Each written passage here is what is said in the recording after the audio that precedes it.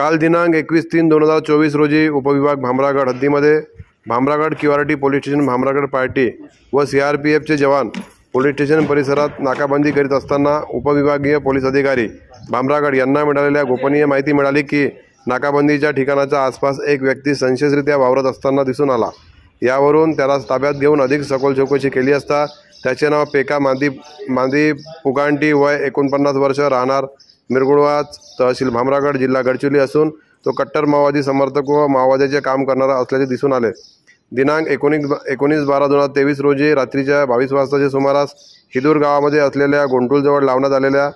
3 tractor 1 JCB जाळपोळ करून तेथील मजुरांना मारहाण व दमदाटी करण्याच्या अनुषंगाने पोलीस स्टेशन भामरागड येथे दाखल करण्यात आलेला अपराध क्रमांक 93/2023 कलम 435 427 323 143 147 148 149 120 भांडवीसह कलम 5/28 भाहका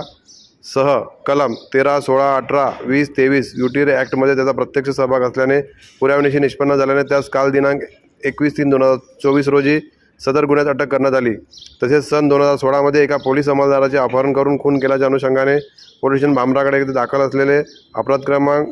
00/2016 कलम 302 364 353 143 147 148 149 120 ब भांडवीसह कलम 3/25 भाहका कलम सह 135 मुपोका मध्ये दाखल करण्याचा प्रत्यक्ष सहभाग होता।